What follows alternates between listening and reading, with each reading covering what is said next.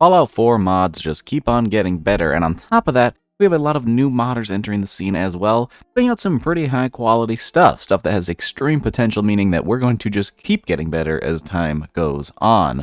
Existing modders and new modders keep learning their skills and improving their craft, making some really awesome stuff that just results in some free content for you guys. So let's go over some of that content this week, checking out 5 new mods that have come out that are all really top-notch stuff that are definitely worth checking out. We have a big variety of things too. We got some weapons, we have some armors, we have some new settlement items that really change up the game in a way that I quite like. We've also got to look at some things that I've been wanting for quite some time, so that's going to be pretty interesting as well. So, without further ado, let's go ahead and begin with our first mod that we're checking out, known as the Madsen M50 Independent Arms by Bryant21. This is going to be Bryant21's first weapon mod as far as I can tell. They have nothing else posted on the Nexus, so this is definitely the first one they've released at the very least. And it's pretty dang good. I really like the base model and texture for this guy. The weapon itself is fantastic. Now, this being their first weapon mod, Bryant21 went above and beyond by also including custom animations for the first time ever. Now, a first time set of custom animations, of course, is going to come with its own little bit of jank because nothing's going to be perfect on your first try, but the effort put into their first attempt is pretty insane. This is going to be a feature-complete weapon mod with beautiful custom model and textures, a whole suite of attachments that are all very different, very junky, and very lore-friendly, and a handful of uniques that you can go find, leveled-list integration, and custom animations. And those custom animations are pretty special as well for a reason we'll get into here in a second.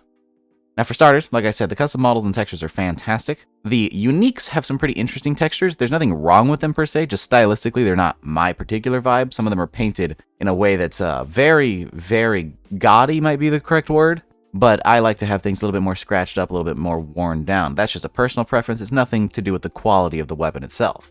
The fact that the weapon is added to the level list is of course amazing, and that there's 3 uniques that you can hunt down is also awesome. There's also a handful of materials that you can throw on over at the weapon's workbench that might be a little bit more fitting for your style as well. Now, this weapon does come with an optional version using munitions and a regular version using 45 caliber in the base game. The munitions version, though, is integrated in a way that I love greatly. If you use the munitions version, this thing will start spawning at level 4 in semi-automatic in 9mm, but then it will also start spawning later in 45 at level 20, since that version is going to do a good bit more damage. That's pretty dang cool. There are 2 different versions that are going to have different damages and have different level-less injections. And for each of those, there's an additional set of injections that are a little bit different. If you find this thing on Raiders or Super Mutants, they will spawn either with the Rusty paint job or the regular black paint job, depending on level. The Minutemen will spawn with their own custom blue paint, a Woodland camo, or the regular black version.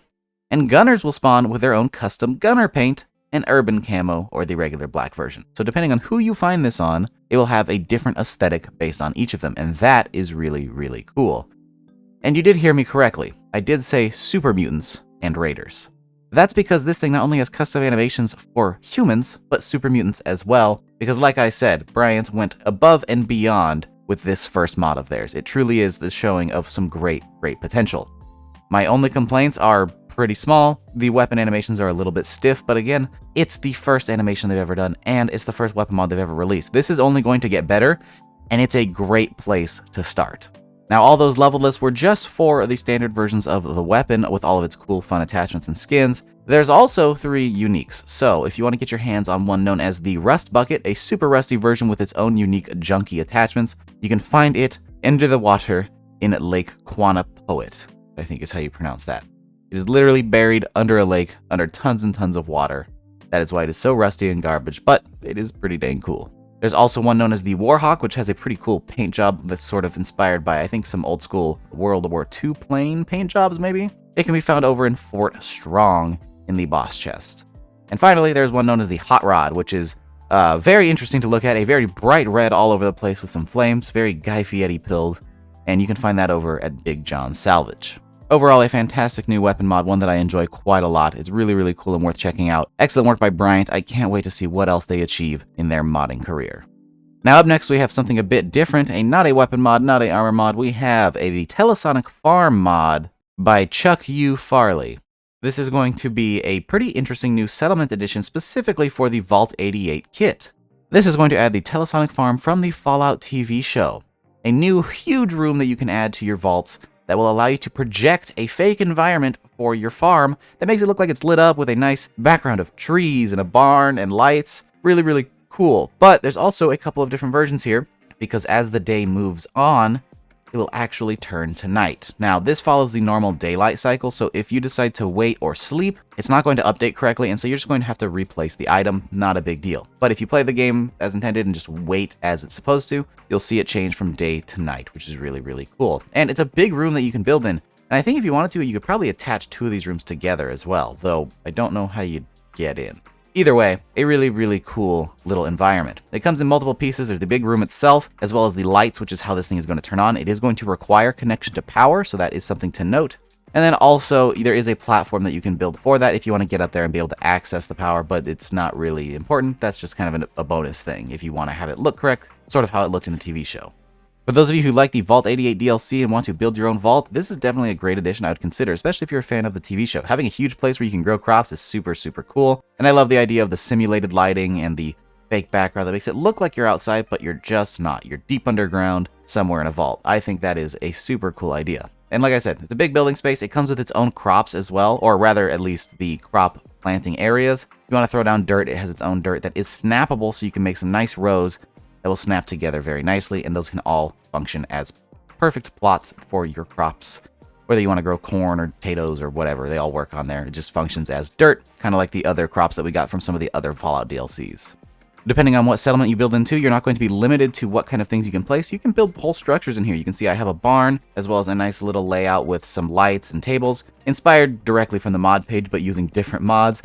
A pretty cool little setup, one that I think is really neat. I like the way the mod author did that, so I wanted to recreate that here and show you what is possible with this mod installed. It's a pretty cool one, and one that I think is worth checking out if you're a settlement builder, especially if you either like building in vaults or maybe you haven't before. This might give you some inspiration for a cool new build.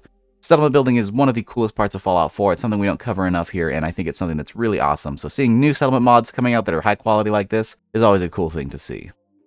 Next up, we're checking out a really fun armor mod known as the Resident Evil 6 Agent by Section. This is going to be a really cool tactical armor set. Now, tactical might not be everybody's favorite word in Fallout, but in this case, I think it's really interesting because it sort of rides the line of modern tactical and sci-fi retro, because this is from Resident Evil. Now, Resident Evil 6 is a little bit more of the advanced futuristic-y game, but I think that this armor kind of has that fun Fallout style. It almost reminisces of the Riot armor from Fallout New Vegas. Almost. It still has some tactical elements for sure, but I think that it fits really, really well. The gas mask and the goggles, this looks like something that's perfect for hunting down feral ghouls in the glowing sea.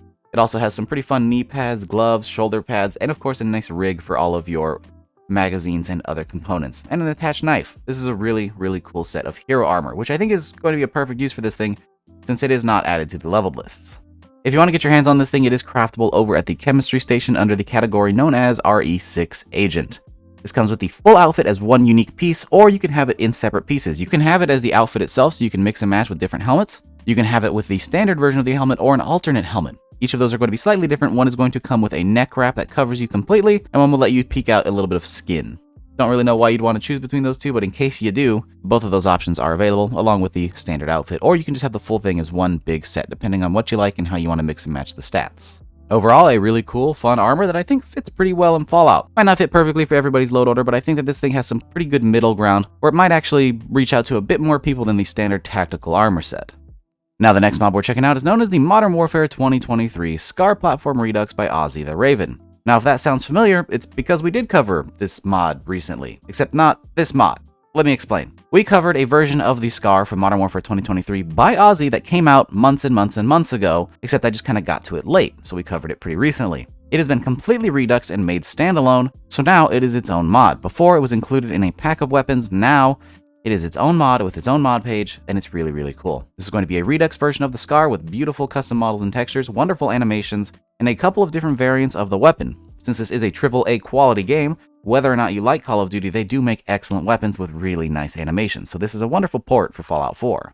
If you're a fan of the Scar rifle, and you like tactical load orders, which probably go hand in hand, this might be one of the best Scar mods on the Nexus, especially because of the different variants included. There's a 5.56 version of the Scar, the 308 version of the Scar, and the 308 version that is also a marksman rifle, the really, really long one. I don't know the real-life variant, but it is a very, very cool version of the Scar. It might be one of my favorites. I used it a lot in Battlefield 4, so having it represented in Fallout is pretty dang cool.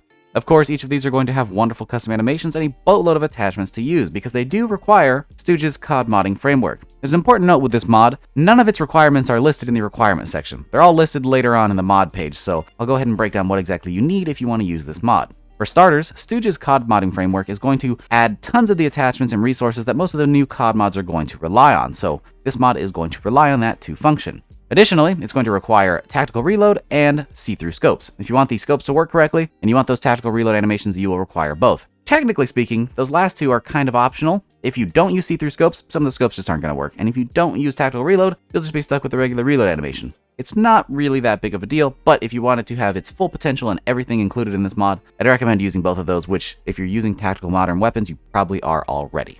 Much like how a lot of my mods rely on munitions, this mod relies on mods that are pretty common for these mods. So if you're already using some of these, you probably already have these as requirements, so they probably don't feel like requirements at all. If you'd like to get your hands on this weapon, it is going to be craftable over the chemistry station, or you can spawn it in. No level list for this one, which is a shame. I think I had seen Ozzy starting to do level lists on their COD ports, but not this one. That's a shame. I would love to see that, but oh well, it is what it is. We can always add patches pretty easily. Overall, a pretty nice rendition of the Scar, one worth checking out. And if you want to check it out, it'll be linked down in the description below, along with all the mods we've covered and the rest of the mods in this video as well. Now to round out this list, we have the COD World at War Marine Raiders, a new set of armors, quite frankly a small little armor pack, full of some fun, lore-friendly World War II armors. Now, this mod is pretty important to me because it answers a question I've been asking for so long.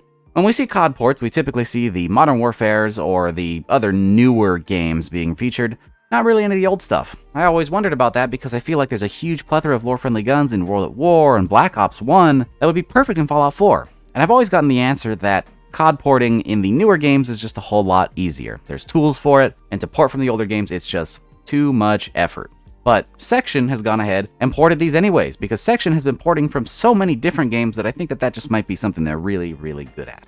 I mean, heck, we just saw a port from them earlier in this video from Resident Evil 6, and this one is coming from COD World at War. So we have some really nice lore-friendly World War II armor sets that fit really nice. There's going to be 4 different armors and a handful of helmets as well.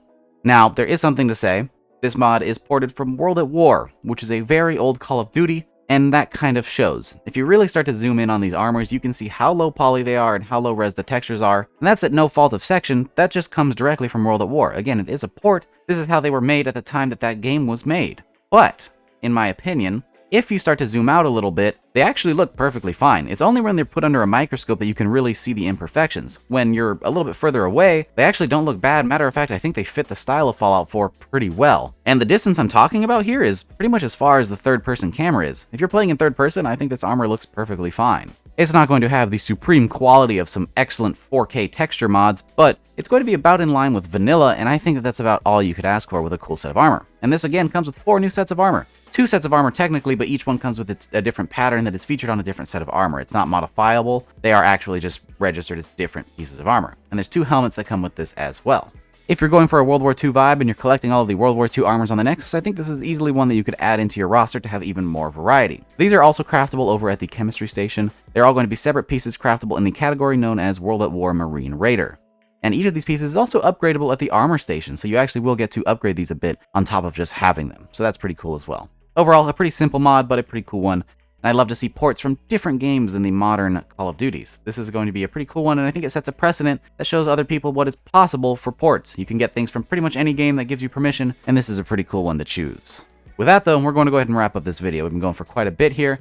Some really fun new mods, especially that Telesonic farm. That's probably my peak mod of this week. But I also love that Madsen M50 because that's a new mod from a new author, and that has extreme potential. I can't wait to see how that one grows. With that, I hope you guys enjoyed. If you want to try any of these mods, like I said before, they will all be linked down in the description below. While you're down there, if you enjoyed the video, consider dropping it a like. It really helps out the channel, and it's free. Additionally, if you like my work and you enjoy what I do here on YouTube or the mods I make on Nexus, you can support me directly by using the link down below to check me out on Patreon. That, of course, is completely optional, not something you should feel like you need to do, but it is there if you'd like to support me. It's definitely the best way to do that. With that, I hope you guys enjoyed, and I will see you all in the next one. Peace!